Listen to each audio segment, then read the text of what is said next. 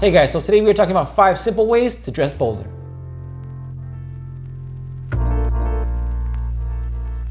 What's up guys, welcome back to gentslounge. I'm George, this is Blake. If you have not hit that subscribe button yet, please do that right now. It really helps us out. Today we are talking about 5 simple ways to dress bolder. So for this video, we are specifically focusing on suits, but you can use these tips for casual outfits as well. So one of the most common DMs that I get is like, I would love to wear that, but I can't wear it. It's not for me. Or that color is just way too much for my style. Or that blazer is just too bold. Well, that's a lie, guys. There's different ways that you can incorporate bold pieces in your wardrobe without looking like obnoxious or too loud. So when I was in high school and college, I was always the guy that was wearing like the pink and the teal blue. And I thought I was stepping outside the box because real men wear pink and all those kind of things. I was wearing things that people weren't really wearing back in the day. And I thought, everything looked good and everything looked great because I was just trying all these different colors and all these different places and all these different patterns and fits and styles. And I'm like, I'm just different. And it really kind of looked sloppy looking back. And I think we all start there. We all start with trying just to do everything all at once. But once you realize that less is more and you focus on kind of one thing at a time, you'll really learn how to dress bolder without really sticking out like a sore thumb. I mean, even like when our style, when we start to evolve with like a more suits, I would do like a pink tie, pink socks, and then some sort of like pink accent. And I feel like it did blend in, but it was too much. You know what I'm saying? Like, it was just like too loud. So up first on the list, guys, is step out first with colors that are outside your comfort zone. Now, make sure your whole outfit isn't one single color, but you can really try an accent color or a pop of something a little bit louder. So today I went with like a burgundy. So burgundy is loud for a lot of people. For me, it's really subtle, but for a lot of people it's loud because you can look like Ron Burgundy, which is like just too much. So instead of doing the full suit burgundy, I did my trousers burgundy, I did my blazer that has hints of burgundy, and my tie, which is a polka dot burgundy, but just enough. I mean, to most, this is a lot, but when you see the whole outfit, it forms and it goes really well together. So if you're not going full suit with the same pattern, you really gotta have an accent in the blazer. And if you are going full suit with the same color, you do not want to rock a burgundy tie. Yeah, I mean, so for this blazer, the gray is the dominant color. When you see it, you don't see the burgundy. Only until you get closer, then it does stand out. But from afar, it looks more like a gray blazer versus the actual burgundy. Exactly, guys. So when you're stepping out with different bolder colors other than your navies, your browns, your blacks, your grays, just add them subtly in little accents at a time and then work your way up to bigger, bolder pieces as Blake did today. So up next on the list is to step outside the box and go bolder with different types of patterns. So this suit is pretty much one of the boldest suits I own, and it's like a window pane Glen check combination with some alpaca texture into it. So it's got a lot of boldness to it, which is why I kept the rest of the outfit very subtle. Just kind of like a little small pattern in the shirt, but it's still mostly white, and the suit really makes the statement. So my bold piece is, again, this blazer. It is a check blazer. It's very loud. I paired it with the burgundy pants again, but you don't have to, guys. If you wore black trousers, perfect. Blue, perfect.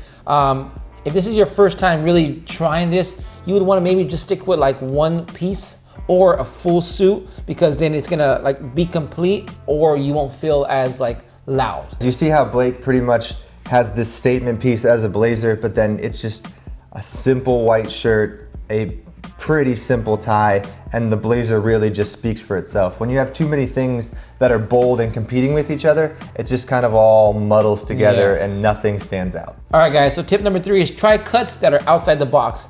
My trousers are a clear example of that, guys. I'm wearing Gurkha trousers, which are they flap over, they have side tabs, and I'm also having pleats in my trousers. So this is just one example of how a cut can be bolder. You don't have to do all of those that I mentioned. You could simply wear a Gurkha trouser without the pleats and without the actual cuff.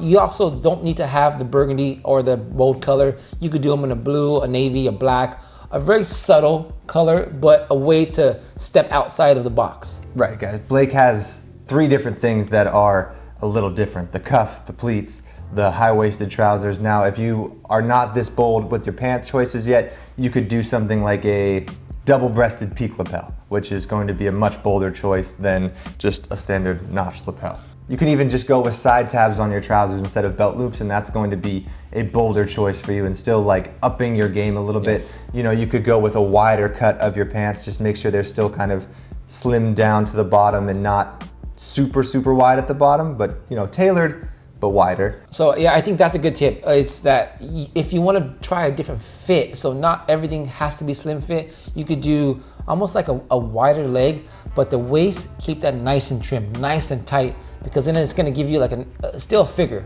you know, versus just looking like a box. All right guys, up next on the list, I think we covered this a little bit, but we are really gonna drive it home right now, and that is start with one bold piece and evolve from there. So Blake and I kind of went the boldest we could possibly go just to show you all these examples with just 2 outfits. So you don't necessarily need all these bold colors, all these bold cut choices, the bold blazer, you don't need it all at once. Like one of these things is going to make a statement at first, and it's going to be easier for you to work into your wardrobe that is not as bold already. So, you know, start with one bold piece at a time and work on adding that to your, you know, blue and gray trousers or your standard blazers with some bolder pants.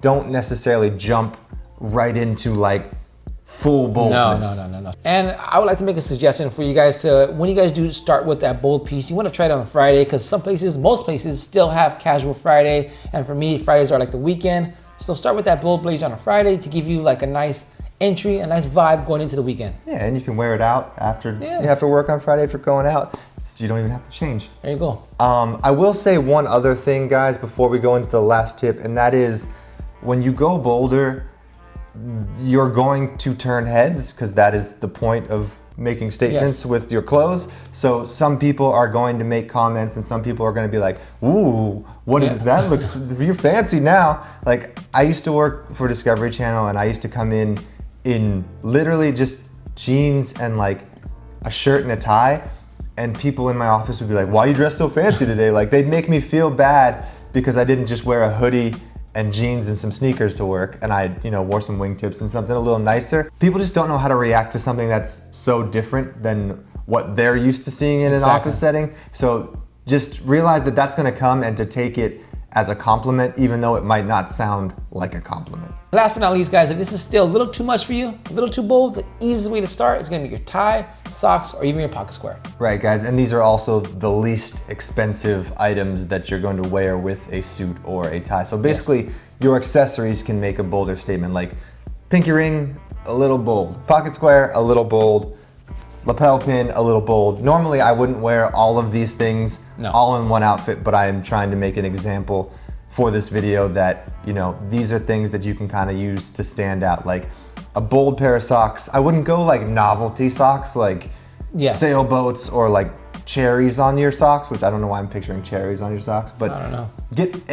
Get a nice pattern that still has a little bit of color and a little bit of pop. And remember, guys, if you are gonna go bold with your tie and pocket square, keep your shirt very, very clean, like a blue or a white at first, and then work your way into more patterns as you get more comfortable with the pattern mixing and going bolder. All right, guys, so that pretty much wraps up the video. I hope this was interesting for you. I hope you learned something. If you haven't hit that subscribe button yet, please do that right now. It really, really helps us out. That was 5 simple ways to go bold. Comment down below if we missed anything or any videos you would like to see in the future. We read every comment and try to respond to everybody. So cheers, guys. Cheers. Dude, how many times do you think we said bold? A lot. How many times do you think we said bold? What do you think? Just off the top of your head. I say we said it 40 times.